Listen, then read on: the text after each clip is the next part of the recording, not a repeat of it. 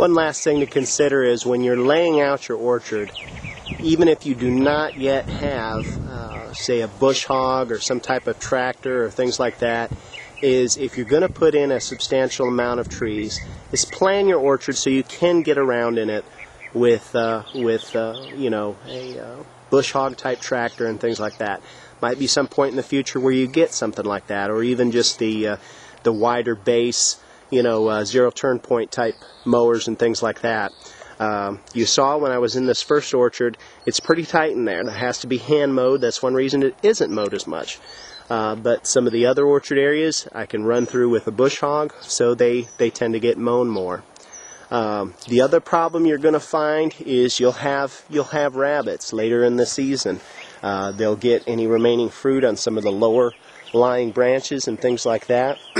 What we usually just do for that is we wait till just about dusk and we go out with the shotgun and a flashlight.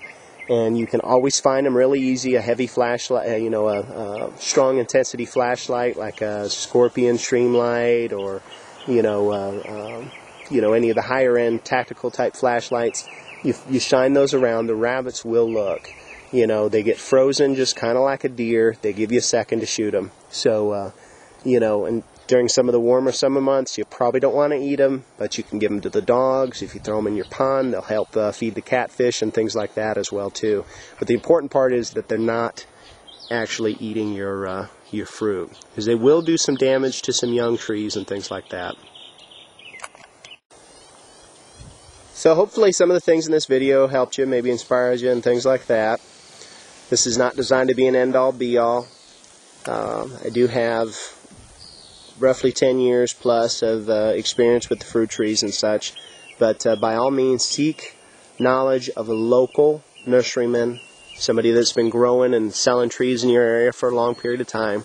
Cross-reference some of your stuff, things like that, but get started. It's not an overly complex task, and you know what, for your bug out location or for your retreat, trees will take 5-6 years to really start producing any serious crops. This needs to be some of the earliest things that you do as far as your infrastructure of your retreat or your bug out location. Even if you don't have land that you own, but you know the general area you're going to, you know, sneak out there, do some guerrilla gardening, plant some fruit trees out there. Guess what, guys? If nothing else, they're going to bring in deer. So you hunt in those areas as well, and you get meat and fruit. What better deal is that? Well, this is Robert Henry for the Survival Report, signing off. Hope this helps.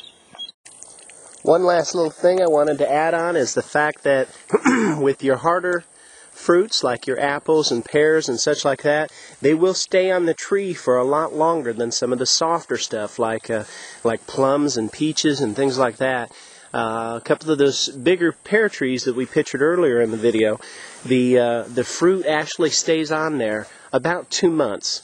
So just like keeping some livestock where you have the smaller livestock like rabbits and chickens and such, where you can literally keep them, as people say, on the hoof, where you can butcher them as needed. Same thing with some of these better storing fruits, is the fact that some of those pear trees, we have pears on them up till mid-November some years here in the South. So very important if you're maybe perhaps lacking in the ability to can or to dry some of the fruits, is you can use it fresh as need be, and it'll stay on the tree a lot longer than, say, plums and peaches and things like that. Anyway, just wanted to add that. Thanks for watching, and check us out on the web at www.survivalreport.net. Thanks for watching. Have a good day.